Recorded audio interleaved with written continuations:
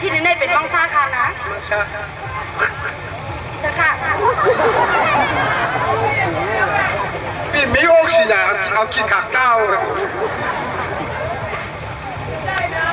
นาะจบปีเบิร์นโจว่าหนึ่งอ๋อค่ะเบิร์นข้าวปุ๊บผมปีนในขนาดอ๋อคะแนนอย่างเขานี่ก็หนักอีกค่ะเนี่ย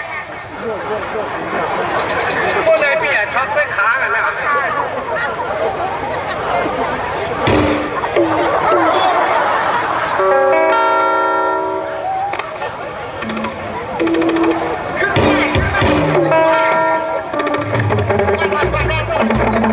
สิค่ะแต่เสื้อผ้าขี่รถตัวเองว่าบ้านก็ใช่เลย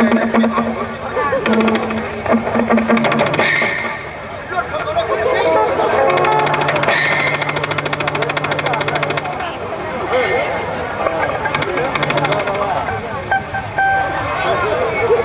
สิค่ะเก็บพี่แล้ววันนี้มันขนาดที่เราเพิ่ม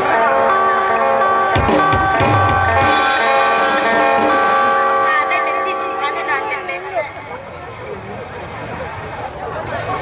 ใช่ก็เลยพวกพี่เราคือเนี่ยพี่เดี๋ยวมันได้น้องเลยเนาะพวกพี่มันได้น้องพี่เดี๋ยวก็จ้อน้องเองเดี๋ยวเขาน้องจะก็เดี๋ยวก็เลยพี่เขาเราคือพี่ไม่ได้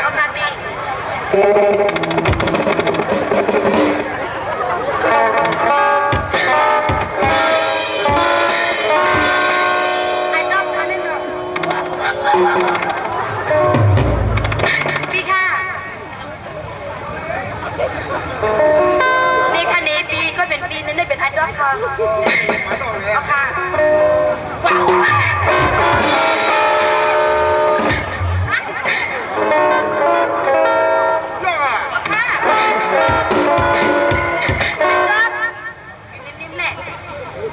ก็ในปีนี้ผมก็อยากเก็บที่พี่ได้จ้องหน้าเอาค่ะถ้าหลักเงินเนาะเอาค่ะก็เลยเอาค่ะมาเลย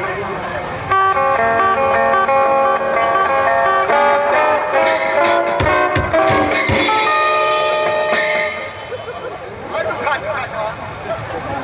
ผมก็อยากเก็บก่อนว่า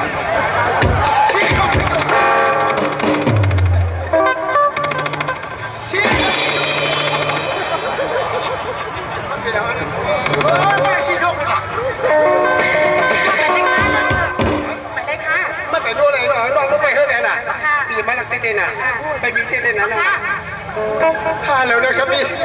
ได้ครับพี่จะโบใจเขาหนักนะโอ้มาด้วยจากเก็บเขาปลาหน่อยด้วยชาวไอ้อาก็สุกสังฟัด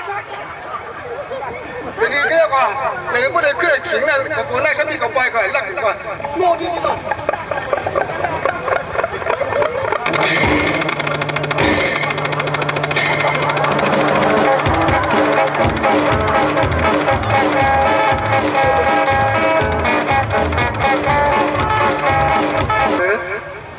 ปีเผียวมาก็ไม่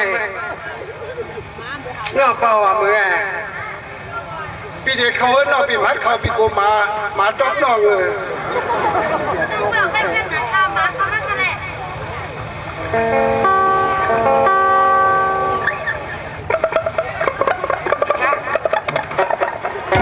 มาทำนองนี้กันแน่นอนโอ้ก็มาปีฮักนอกเปล่าปีจ๋อขับแค่เจอเฉยโค้ยเลยปีจ๋อนอกเปล่าฮักปีเต้นๆเนาะฮักจริงๆเขาเมื่อไหร่น้องเหรอปีเดียวน้องปีสี่จักรปีเอ๋น่ะ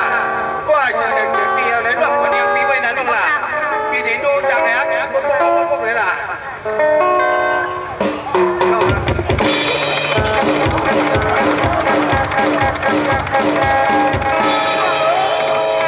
หมาน้องสี่จักรปีกว่าละเราก็นอนแล้วขนาดพูดเดี๋ยวเราดีหลับเลยเอาปีว่าเขาที่ว่าเอาดอกไปเมื่อความจะถึงเลยดอกจะมีเมื่อละ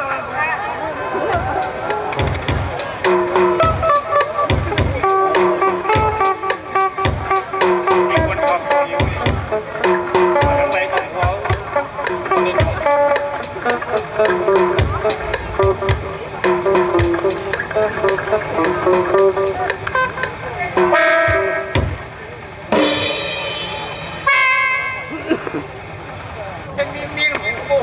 มาพูดเป็นอะไรฮะมีหลักมาเขาเลยอ่ะโอ้โหโอ้โหมีหลักมามีหลักมาข้ามใครปีนข้าเมียข้ามใครปีนข้าอ๋อพวกหลักมีเนี่ยมันเข้มเนาะมีหลักมาเขามีหลักมาทางดีอยู่เนี่ยทางดีว่าทางเดียวเดียวมีแล้วมีแล้วมีใครอ่ะเดี๋ยวมาดูอ่ะเดี๋ยวทางไหนเนี่ยก็เท่าไหร่อ่ะก็ยิ่งยับกว่านั้นไม่ได้ช่วยผู้เมียลูกตื้อลูกเปิ้ลเมียหนาผู้เมียหักดีแค่หนาลูกอย่าลูกเมียลูกเจ้าอย่าหักลูกเปิ้ลเมียหนาหักเมียหักเมียหนูวันนี้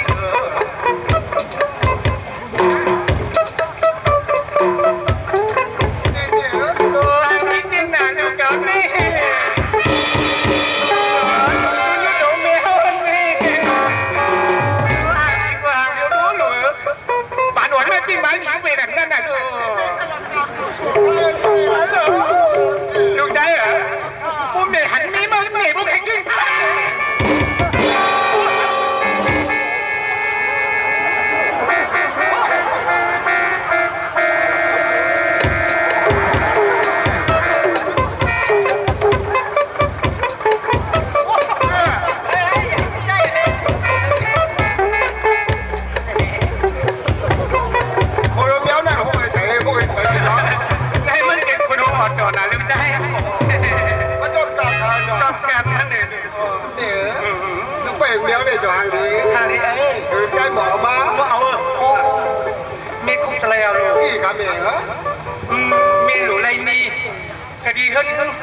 เราเขาทั้งนั้นเลยหลูอะไรเป็น5 เฉียน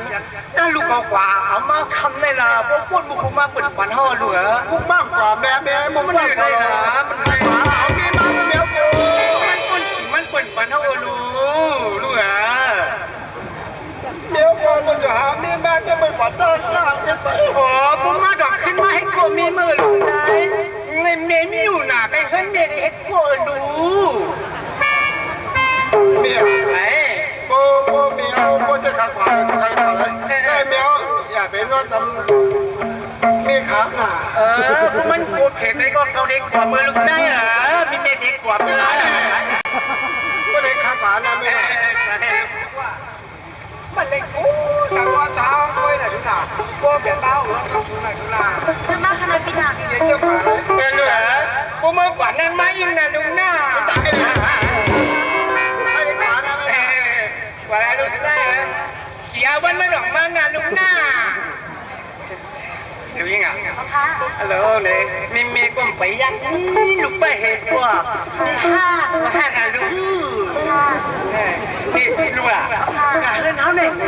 โอ้กวนจ้องพ่อมันมันเห็นน้ำกวนน้ำหมูอะไรไม่เห็นถ้าลูกโบก็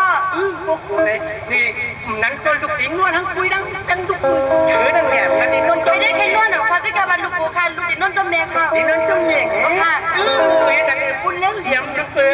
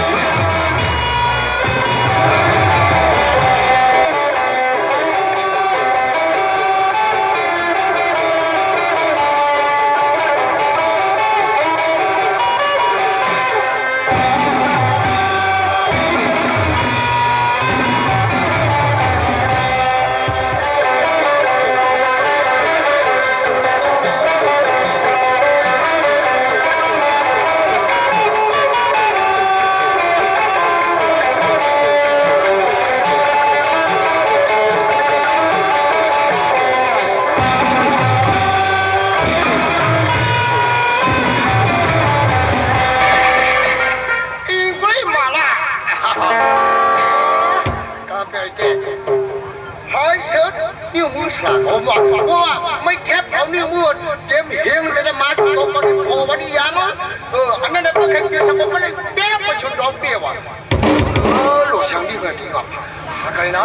ช่างผู้บริมาดาวใช่ไหมมาบุญมาได้บริลักหันว้ามาคนเดียวมาคนเดียว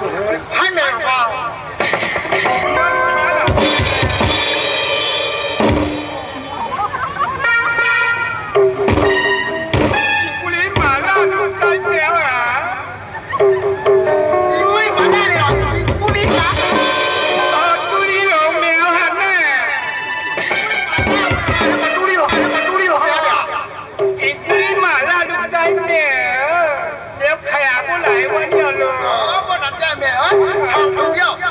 yêu mương là yêu đừng để là yêu mương méo này là phá này méo là phá yêu đây đâu mà nè mama ya ở nhà mưa rồi này hà lô như là sao mưa con đập vào nó không mangเหมือนกันมืออีกาเขาอยู่เนื้อหลังจากไม่ปล่อยแบบยุ่งฟุ้งเนี่ยผู้ชูก็ตายจะเลยเนี่ยมึงเอาก็จับปั่นควันกว่าอย่างนี้มันไหน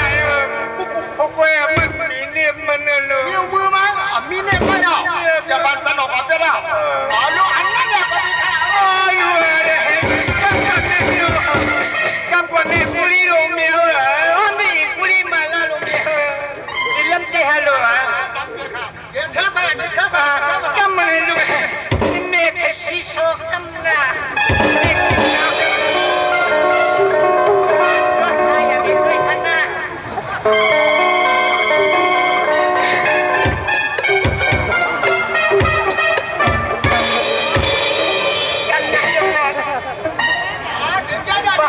เมียมไปในลูกเจ็บนี่มือเมียวฮะนี่เป็นกดแก้เจ้านี่มือเมียวเนี่ยมีกดแก้ต่ออันนี้เจ็บที่ฮัลโหลคนลังคิดว่าคือในเตรียมแล้วลูกนะ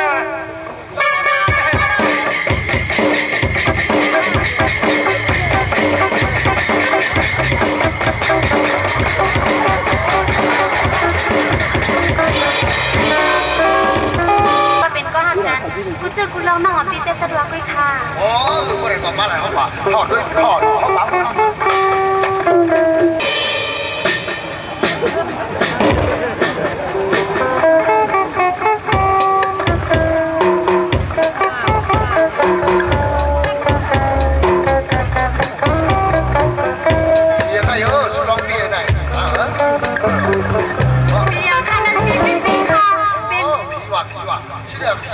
ผีทอดผีแม่อะไรนั่นอ่ะเป็นอะไรไปกินในทางบอกสุดลองไปไว้กันไปเลยดูอาเซียนกันเลยที่ว่าเกี่ยวกับก็ทางหน่อยนัก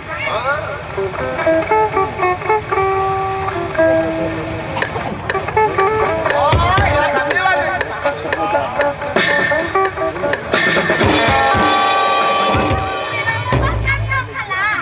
โอ้ปีนั้นไม่ถูกไป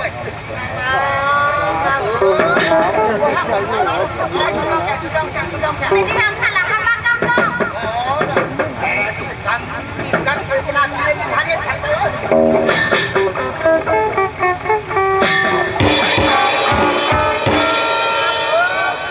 แม่ทำอยู่นะยังค่ะมันต้องหลังปีละนี่นอนดึงสุดจ้องเขาเนี่ยเป็นทางปีห้อยห้างขันหลังก็มาพูดสุดเต็มเลยอะค่ะอ๋อจะหัวก็คือห้ามมาก่อนมาเรื่องล่าสุดที่มาใจเฮสุดร้องเลยดีกว่าเตี้ยกับหน้าวันไหนนอนเดี๋ยวไปดีเลยค่ะอ๋อให้ไปขนาด